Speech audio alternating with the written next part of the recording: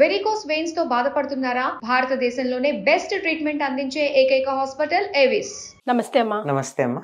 అమ్మ, comment boxes లో మీ videos కింద కొంచెం ఇంపార్టెంట్ కమెంట్స్ ఏమున్నా సేకరిస్తూ మేము ముందు పెడుతూ ఉన్నానమ్మా. అందులో భాగంగా ఒక పాపం తల్లి ఒక మెసేజ్ చేస్తుంది. పాపకి 7 years అంట.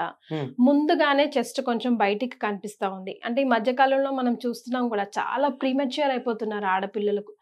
తొందరగానే బాడీ పార్ట్స్ ఎదగడం కానీ బయటికి కనిపించడం కానీ అండ్ పీరియడ్స్ కూడా తొందరగా వచ్చి అసలు అదేంటో కూడా తెలియని టైంలో వాళ్ళకి వచ్చేసి స్టమక్ పెయిన్ కూడా విపరీతంగా వచ్చేసి ఇబ్బంది పడుతున్నారు. అసలు ఆ 4-5 రోజులు అయితే స్కూళ్ళకి కూడా వెళ్ళట్లేదు పిల్లలు.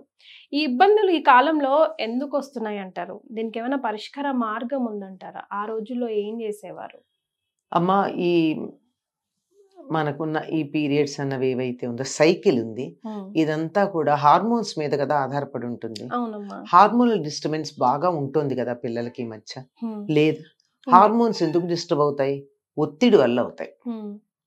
ఒత్తిడి వల్ల, తినే ఆహారం వల్ల. ఈ రెండు మనం జాగ్రత్తగా చూడగలుగుతున్నామా? పిల్లలకి సరైన ఆహారం ఇస్తున్నామా?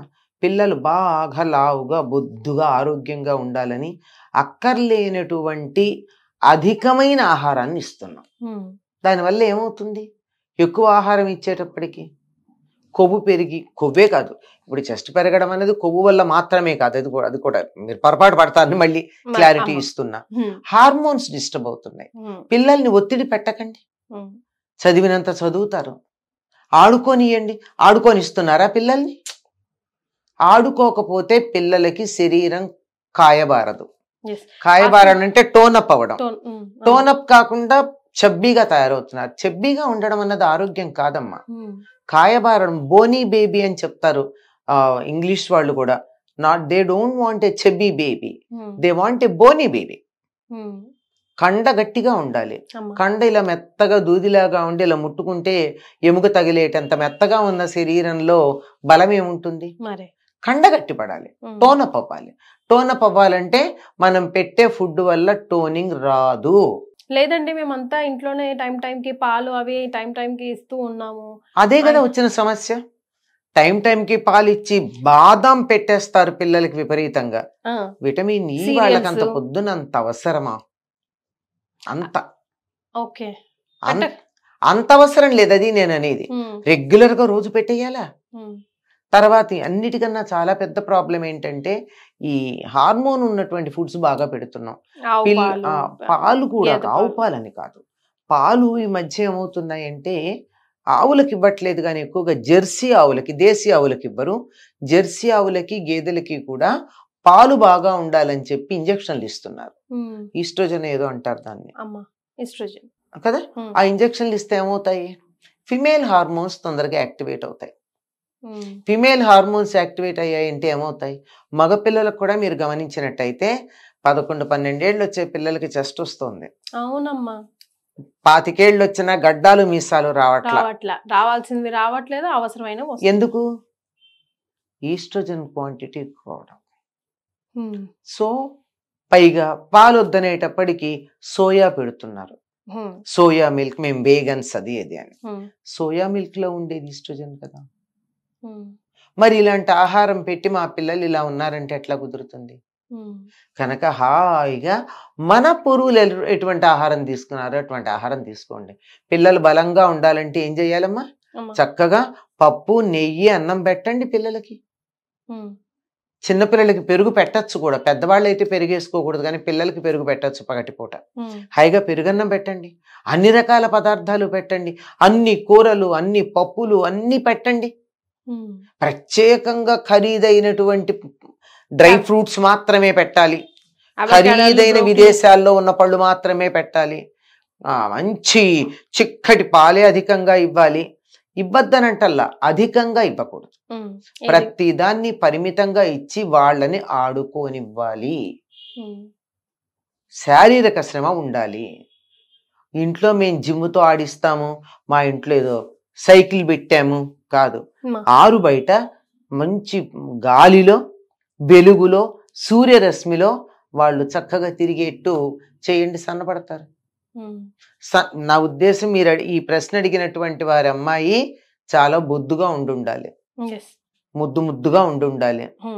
బొద్దుగా లేకపోయినా కూడా అమ్మా, బాగా సన్నగా ఉన్నా కూడా ముందు రావమ్మా. మీకు గమనించి చూడండి, చాలా తక్కువ ఉంటాయి. వెరీ రేర్ కేసు ఉంటే ఉండాలి గాని, అంచేత ఒకవేళ మీరు అన్నట్టు ఎక్కడైనా ఉన్నా అది కూడా తిన్న ఆహారం కాన్స్టిట్యూషన్ లేకపోతే జీన్స్ బట్టి సన్నగా ఉన్నా వీళ్ళకి పెట్టే ఆహారం వల్ల డైరెక్ట్లీ హార్మోన్స్ పెట్టేస్తున్నాం కదా. You are giving hormones. మరి పిల్లలు హార్మోన్స్ ఇచ్చేస్తే వాటి పని అవి చేయట్లా. అంటే హార్మోన్స్ డెవలప్ అవ్వకుండా స్టాప్ చేయడానికి ఇంజెక్షన్స్ అవి ఎవరో, అది కూడా తప్పే కదమ్మా. అది ఎవరో ఒక బేబీ ఒక అమ్మాయి అలా ఎక్కువ కాలం చిన్న పిల్లల పోర్షన్లు వేయాలని చెప్పి అలాంటి ఇంజక్షన్లు ఇచ్చి ఆ అమ్మాయిని ఎక్కువగా ఉంటే తర్వాత అమ్మాయి పెద్ద అయ్యాక తల్లిదండ్రుల మీద రివోల్ట్ అయింది కదా. ఎందుకు సహజంగా ఉండేదాన్ని సహజంగా వెళ్ళనండి. ఈ హార్మోన్స్ ఉన్న ఫుడ్స్ తగ్గించండి. మీరు ఎలాంటి పాలు ఇస్తున్నారో గమనించండి. Even non veg like egg కూడా, పాలు కూడా, ఇవన్నీ కూడా ఈస్ట్రోజన్ ఎక్కువ ఉన్న ఫుడ్ తగ్గించండి. ఏం పాలు ఇస్తున్నారో గమనించండి. సరైన పాలు కాదనిపిస్తే పాలు మానేయండి, నష్టం ఏం లేదు. పాలులోంచే కాల్షియం వస్తుంది అనుకోవద్దు. అదే అంటున్నా, అదే పొరపాటు. కావాలంటే ఇప్పుడు పెట్టద్దు కానీ తర్వాత కాలంలో కొద్ది రోజులు అయ్యాక నువ్వులు పెట్టండి. ఇప్పుడు పెట్టకూడదు. నువ్వులు బెల్లం ఇప్పుడు పెడితే మళ్ళీ ప్రాబ్లం ఉంటుంది, మళ్ళీ ఇంకా తొందరగా ఇంకా అవుతుంది. అందువల్ల అమ్మాయి మెచ్యూర్ అయిన తర్వాత అప్పుడు నువ్వులు బెల్లం పెట్టి కాల్షియము ఐరన్ శరీరానికి బాగా వెళ్ళేట్టు చెయ్యొచ్చు. లేదంటే రాత్రిపూట పెరుగన్నం పెట్టి పొద్దున పెట్టండి. అంటే పాలల్లో అన్నం వేసి తోడు పెట్టి పొద్దున పెట్టండి. దాంట్లో కావాల్సినంత కాల్షియము, మెగ్నీషియము ఇలాంటివన్నీ B12 వస్తాయిట రాత్రి అలా ఉన్నట్టయితే. అలాంటిది ఏదైనా చూడండి. ప్రధానంగా మీరు ఇచ్చే దాంట్లో సోయా ఉందేమో గమనించుకోండి. సోయా సాస్లు అవి పెడుతున్నారా పిల్లలకి? సీరియల్స్ కూడా అమ్మా, ఓట్స్ సీరియల్స్ ఇవి కూడా అవి అంటే దానిలో ప్రిజర్వేటివ్స్ ఉంటాయి కదా. ప్రిజర్వేటివ్స్ సేపు ఇది మంచిది బలంగా ఉంటాయి అని మీరు భ్రమపడి అని చెప్తున్నా. భ్రమపడి పెట్టే ఆహారాలు కాక నిజంగా పిల్లకి బలం కలిగేటటువంటి ఆహారం పెట్టండి. అన్నం పప్పు పెట్టండి, నెయ్యి పెట్టండి. చిన్నప్పుడు హాయిగా నెయ్యి వేయొచ్చు, నెయ్యి మానేస్తున్నారు. ఈ రకాలైనటువంటి ఐస్ క్రీములు అవి ఒబేసిటీ కారణం ఏమున్నాయో అవన్నీ తగ్గించండి. మీరు అంటున్నటువంటి పార్ట్స్ పెరగడానికి కారణం only hormonal problem. Hormones oestrogen అధికంగా ఉండడం వల్ల. అందువల్ల ఈస్ట్రోజన్ ఉన్న ఆహారాలు ఏమున్నాయో ఒక్కసారి న్యూట్రిషనిస్ట్ ని కన్సల్ట్ చేసి మీరిచ్చే ఆహారంలో న్యూట్రిషన్ ఏముంటుందో, ఈస్ట్రోజన్ లాంటివి ఏవేవి ఉన్నాయో వాటిని కాస్త గమనించుకుని ఆహారాలు తగ్గించి వేరే రకమైన ఆహారాలు ఇచ్చి ఆడుకోవడానికి పంపించండి అమ్మాయిని. ఎండలో, ఓపెన్ ఎయిర్ లో. ఆ రోజుల్లో అసలు ఉండేవమ్మా ఇలాంటి క్వశ్చన్స్, ఇలాంటి డౌట్స్ ఒక ఫ్లోలో వెళ్ళిపోయేదా సాఫీగా? అంతే వెళ్ళిపోయి. సాధారణంగా 13 ఏళ్లకు గనక మెచ్యూర్ అయితే త్వరగా అయినట్లు లెక్క చెప్పుకునేవారు. 12-13 ఏళ్లకి 15-16 ఏళ్ళు అయినా కానీ వాళ్ళు పెద్ద ఆలస్యం అయిందని బాధపడే వాళ్ళు కూడా కాదు. హార్మోనల్ చేంజెస్, హార్మోన్స్ ఇంబ్యాలెన్స్, ఈ టాపిక్ అసలు డిస్కషన్ వచ్చేదా? రావాల్సిన పనేముందమ్మా, అంతా సవ్యంగా జరిగిపోతుంది. వాళ్ళకి స్ట్రెస్ ఎప్పుడుందమ్మా? పిల్ల చదువుకోలేదనుకో దానికి చదువు రాదులే అనేవాళ్ళు. అంతే తప్ప దాన్ని నువ్వు క్లాస్ ఫస్ట్ వస్తావా అదని స్ట్రెస్ చేయలేదు. వాళ్ళకి ఎక్కువ మార్కులు వచ్చాయి నువ్వు రాలేదని అనలేదు. నువ్వు వాళ్ళు అందంగా ఉన్నారు నువ్వు అందంగా లేవని అనలేదు. ఏమన్నా అంటే నల్లగా అంటే మా అమ్మాయి కళ్ళు ఎంత బాగుంటాయో, నల్ల రూపుని ఎంత కళగా ఉంటుందో అని మెచ్చుకునేవాళ్ళు. చూసారా? అంతే తప్ప ఏ రకమైనటువంటి మనిషిని మనిషిగా ట్రీట్ చేసి ప్రేమగా చూసుకునే వాళ్ళు గనక అసలు ఉండవు. హార్మోనల్ ఎఫెక్ట్స్ సవ్యంగా ఉండాలంటే దానికి ఎక్స్టర్నల్ ఏజెంట్గా మనం చెప్పుకునేది ఏమిటో తెలుసమ్మా? ప్రేమ. అది లేకపోవడం వస్తున్నాయి సమస్యలన్నీ. ప్రేమగా చూడండి పిల్లల్ని. ఏమి స్ట్రెస్ పెట్టకండి. చదివితే చదివింది, లేకపోతే లేదు. ఏమవుతుంది? చదువుకోకపోతే ఆర్టిస్ట్ అవుతుంది, ఆర్టిస్ట్ కాకపోతే మంచి గృహిణి అవుతుంది, లేకపోతే మనకు యాంకర్ అవుతుంది, మరొకటి అవుతారు. అందరూ సాఫ్ట్వేర్లును అయిపోయి అందరినీ హార్డ్వేర్ లా బాధించక్కర్లేదు కదా వాళ్ళు. అంతే కదా. అమ్మాయిని అమ్మాయిలాగా హాయిగా డ్రెస్సింగ్స్ లో కూడా చేంజెస్ తీసుకురావాలంటారు కదమ్మా. డ్రెస్సింగ్ లో కూడా will that effect our hormones? మంచి బట్టలు వేసుకోవాలమ్మా, వదులుగా వేసుకోవాలి. చక్కగా వీలైనంత వరకు బాధించకుండా, శరీరానికి బాధ కలగకుండా వేసుకోవడమే చాలా మంచిది. వాళ్ళకి హాయిగా ఉండాలి, చూసే వాళ్ళకి సుఖంగా ఉండాలి. మరి థ్యాంక్ యూ సో మచ్ అమ్మా.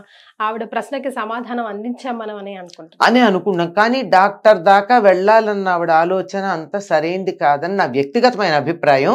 దాన్ని మీరు సీరియస్ గా తీసుకోనక్కర్లా, నా అభిప్రాయం మాత్రమే చెప్పాను. దట్స్ నాట్ ఫైనల్ అని చెప్పలేను.